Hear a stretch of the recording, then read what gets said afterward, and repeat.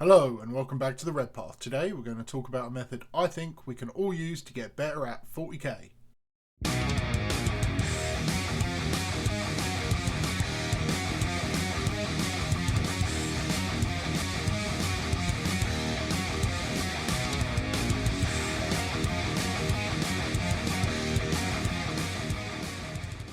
Before we get started, I just went live with the Red Path Instagram account, which I will use to try and keep myself honest with the hobby. It will focus on painting, kit bashing and terrain building, but I will occasionally put channel related stuff up there. For example, I posted an alternative channel intro which gives some vague hints about a future video project I'm working on. So if you're an Instagram user, go check it out at the Red Path 8. And speaking of Instagram, I'd like to give a shout out to a user there at Katie Plays 40k. It's a great page showing Katie's painting and hobby work focusing on Tyranids and our favourite World Eaters. There's also an awesome short form bat rep on there where the Bug Swarm faces off against the Blood Gods Chosen and, well, you should go check it out. You know how you think Khan should play in every game? Well, he does that and more in this first bat rep uploaded on our Instagram. Go check it out. The link will be in the description and on the screen, but it's simply Katie with an IE plays 40k. One more thing before we start, the channel is incredibly close to the goal of 888 subscribers now, only about 50 or 60 spots left before the contest closes. If you are a subscriber at this point, please make sure you are set to public. Go to your YouTube settings, then privacy, then ensure keep all my subscriptions private is not checked. This is up to you, but the only way I can count you as a potential winner is if you show up in my subscriber list. If you would rather retain your privacy, hit me up in the Discord. Remember, if you are one of the first 500 or so subscribers, you will get double entries into a $50 gift card for Games Workshop or Forge World. Okay, so let me start off by saying the first few minutes of this video will include some personal story, so if you're not interested in the context, skip ahead to the timestamps that are in the description. If you're still listening, well, here's a little bit about myself, and don't worry, it will absolutely be relevant to the video and the methodology I'm going to explain. I've always been a bigger guy, and that has come with its own struggles. Body image is a real issue for many people, regardless of whether they are considered conventionally attractive, which is pretty much a crock of shit anyway, but I digress. But it's also part of the point. Many of us may be dissatisfied with how society views us, and in many cases, it's all superficial. There are very real reasons why many people are not happy in their own bodies, and it's bullshit that they are made to conform to particular social expectations. My self-esteem issues are different to that experienced by many other folks, and I don't want to imply that it is equal in its magnitude, but it is nonetheless an issue that I and many other people deal with. So, having been a big lad my whole life, about 6 years ago a combination of events, a new friend at work, and some shame at feeling exhausted after playing with my then 5-year-old daughter for a little while, I decided to work on myself. And to cut a long story short, over a couple of years I lost a significant amount of weight and got pretty damn strong. I did this by going to the gym and lifting weights, and also improving my diet, but it was honestly the lifting that did most of the real work. My self-esteem improved, my health improved, my attitude improved, things got better in general. This carried on until early 2020, when the world shut down for all of us, and since then I've slid back to almost where I was before. But for those 5 or so years where I was training, like I do when I get interested in anything, I studied the ever-loving shit out of it. I read voraciously, I joined groups and communities dedicated to it. I became friends with experts and constantly sought their advice. Now, let me be clear here, I was not a bodybuilder, nor was I aiming for a six-pack and bulging biceps. My goal was health and strength, and a healthy, strong person looks much more average than you would typically expect. But in that time of studying scientific data, sports science is pretty underdeveloped, but it is getting better. And in following the experts, there were some things which stood out to me as methods that can readily be applied to just about anything. And that's what I want to talk about with regards to 40k. In weight training, that is any form of repeated physical activity with a goal to improve some aspect of yourself. There are core principles that build the foundations for success. Whether bodybuilding, powerlifting, strength lifting, Olympic weightlifting or anything else, the basics are fundamentally the same. Now, before we go on, this isn't a message about how lifting is the best thing in the world. I love it and I do recommend it, but only as far as I recommend the importance of maintaining physical health. Some people love to run, others love to bike, others play sports, or do yoga or calisthenics. There's no right or best way, and you should never feel compelled to match your appearance to some sort of arbitrary expectation. But you should also look after yourself. You are important. Right, back on track. One of the basic foundations of lifting is the relationship between intensity, frequency, and volume. In short, intensity is the measurement of how close you are to doing your absolute hardest work. Frequency is the amount of times you repeat that work in a relatively short time frame, and volume is the total work done over that same time frame. And now to expand, and I'm going to use lifting first and then break it down into a more appropriate 40k example. If I go to the gym 3 days a week, every week for 6 months, and my goal is to break my squat 1 rep max, not weight loss or physique, and the heaviest squat I can do right now is 300 pounds, then my program may look something like this. My intensity in week 1 will be low with higher volume. For example, I may squat 135 pounds for 5 sets of 10, totaling a volume of 6,750 pounds at about 45% intensity. 135 is 45% of 300.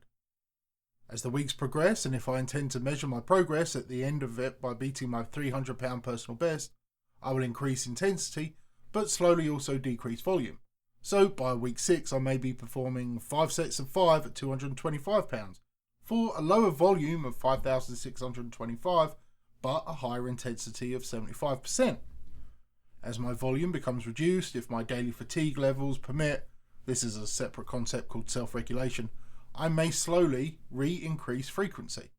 If my week 1 total volume was 3 days of 6,750 pounds for a total just over 20,000 pounds, I may choose to ensure my weekly volume is around 20,000 pounds. So in week 6, I may add in an additional day of lighter weights to reach a weekly volume of 20,000 pounds by adjusting my frequency.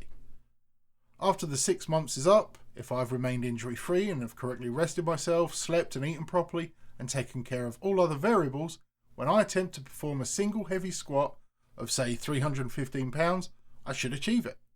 Please note that this example is just an example. Training schedules are not cookie cutter and should only be planned with thorough conversation and understanding by a coach. If anyone ever tells you that you should try 5-3-1 or 5x5 or anything else with no preliminary questions, ignore that person. If there are any teachers or folks in the education field watching, this technique might be ringing a bell, as it is remarkably similar to a theory of learning called distributed practice, which is probably the best supported method of learning that we know of. Distributed practice essentially promotes the idea of spacing out learning sessions with focused, intense learning in each block of practice.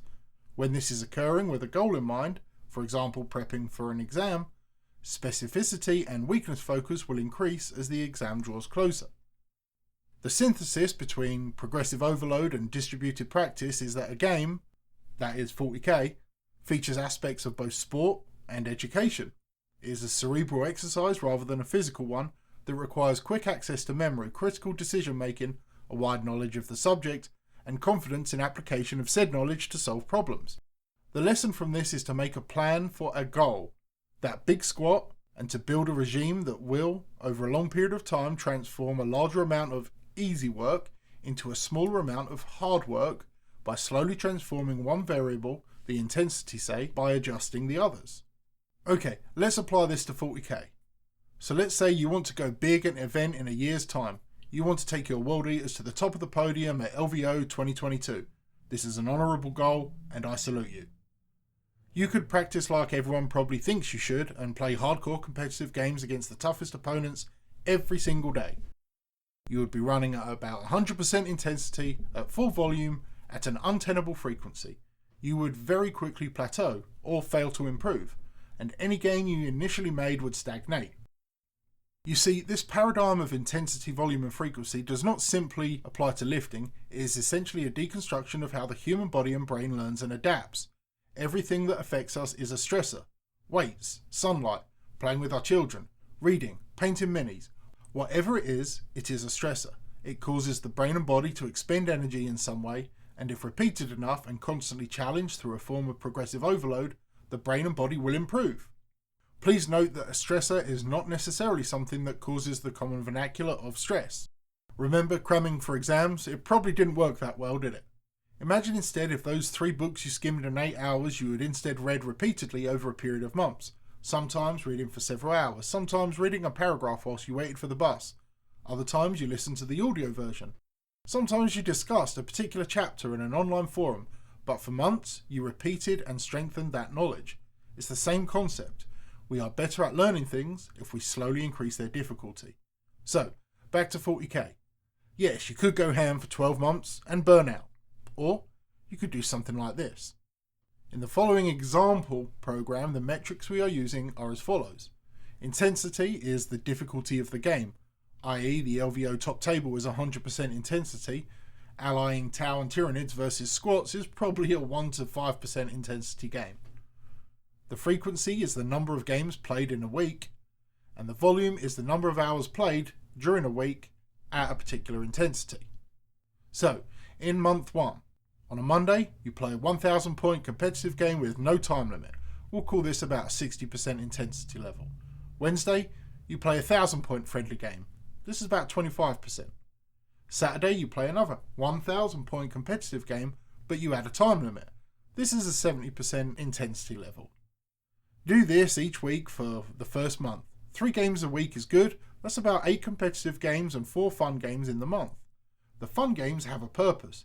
They help you retain a sense of enjoyment from the game, even if the competitive side is what you enjoy most, but you can drink a beer, have a joke, tell a story.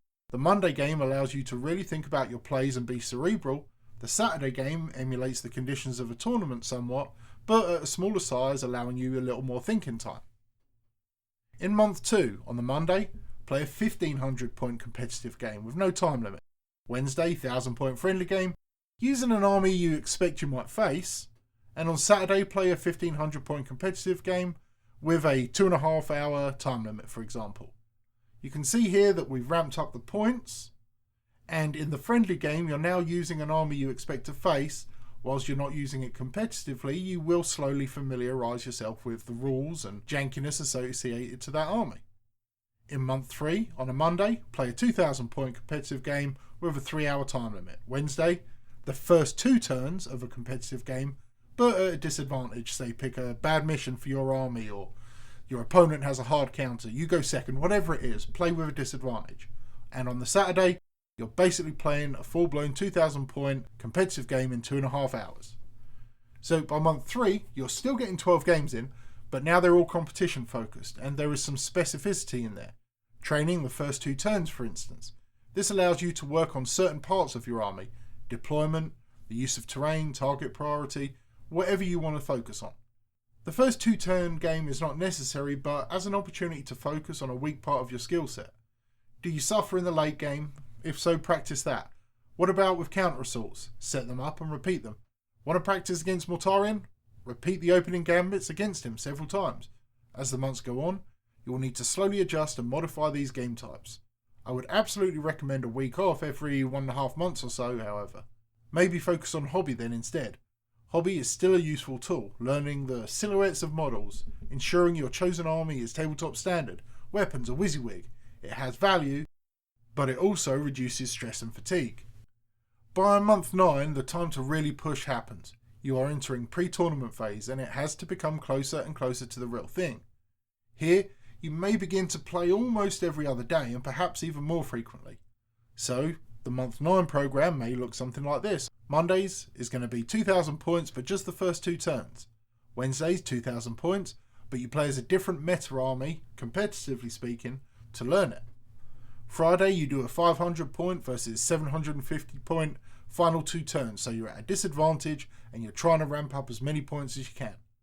And on a Saturday, you play a 2000 point game at a disadvantage, as discussed previously. The final month or 6 weeks or so leading up to the event is obviously the most crucial. All the tricks you've ever used to grease the wheels, the opening gambit repetitions, the disadvantage plays, the use of different armies, it all has to be put to use now. In the last month, you want to get as many games as possible up until about the last week, with intensity between 75 and 90%. Basically, competitive games against meta armies, against competent opponents, with time limits, and everything else. Include a mix of lists that are tough for your list, and relatively easy enemies as well. Keep the difficulty changing. The last week should have a couple of days off at the start and used for rest and recuperation. You'll want to blitz the final days to the competition, maintaining good sleep and diet, but a couple days to drain out mental fatigue is vital. The final 3 or 4 days before the tournament should be emulating the situations you expect as close as possible. Play in a warm, sweaty environment. Have friends jostling behind you or yelling across the room. Have annoying cell phone rings playing randomly. Ask a friend to not shower for a week and stand beside you all the time if necessary. Now, this is but the most rudimentary explanation of translating a basic lifting methodology into practicing 40k, or anything else for that matter. But the basic principles remain. If you want to be good at something, you have to do a lot of it. You have to make sure every time you attempt it, it's more challenging than the previous time you did so. You can't walk into a gym and squat 500 pounds without ever practicing. Well, look, if you can, kudos to you, but you get the point. And you can't walk into the LVO without ever having played a competitive 40k game and expect to take the top spot. Constant and consistent challenge is required for either achievement, and a program of progressive overload, i.e. making it harder over time, manipulating the 3 foundations of programming: intensity, the mental stress of a game; volume, the stress over a microcycle such as a week; and frequency, maintaining volume and intensity to ensure ability improves on one or both levels. These will definitely lead to your improvement. It helped me lose 80 pounds and get a 455 pound squat, and now I have to go back and do it all over again. Before we go though, I want to reiterate some important points from this. First, your health matters, as does your self-image. What other people think? Fuck them. Second, take care of yourself. Sometimes a 5-minute walk or choosing a diet pop is an important step in self-care. Third, always research advice freely given. I'm not an expert. I'm not qualified or certified in any of this, but I have a small amount of experience and at least am qualified in research methodology. The health and fitness industry is jam-packed with charlatans and snake oil. In any type of fitness, if you want to be trained or coached, the easiest way to tell if it's worth your time and money is if that first meeting or communication begins with something like the trainer asking, "What are your goals? Do you have any physical limitations or restrictions? How much time can you dedicate to this? Do you have any medical issues we should be aware of? Any past injuries or broken bones?" If they do not take the time to build a program uniquely tailored to you, then they are just going to sell you a mass market pile of shit which may or may not get you results. And even if it does, they will not be the results anywhere close to what you could get from a properly considered and built regime. And finally, the example program I described is just that, an example. Most of us can't dedicate ourselves to full-time 40k, especially in the current state of the world. Many of us have responsibilities and jobs and families, and 1 game a month would be good enough. If you were truly prepping for the LVO or something similar, you would have dozens of plenty of smaller tournaments sprinkled in there, which would change your program. Again, it's just an example. There are several pro 40k coaches out there now. It's an industry that will get bigger as 40k gets bigger, and especially the competitive scene. I know many of them are legitimately strong players, but I have no idea what their methodology is like, and whether the academies and list writing services and tactical tutorials are worth it, I have no idea. I also have no doubt that great knowledge is imparted, but I also don't know if the services are truly worth it. Teaching is itself a skill set separate from any knowledge base. The ability to engage with a learner to ensure they absorb as much knowledge as they can based on their unique needs is not something everybody can do. It's why you had great teachers at school, but just as many terrible ones. If you do decide to pay for any coaching services, more power to you, but just go in with high expectations and ensure you get value for money. Alright folks, that's enough for today. I hope this explanation offered some fundamental tips on how you may be able to improve at 40k. Ultimately, it all boils down to play consistently and always increase the difficulty. If you've enjoyed the video, I would appreciate a thumbs up and smash that old subscribe button. If you didn't enjoy it, leave a thumbs down. Either way, stay healthy, stay safe, and kill main burn.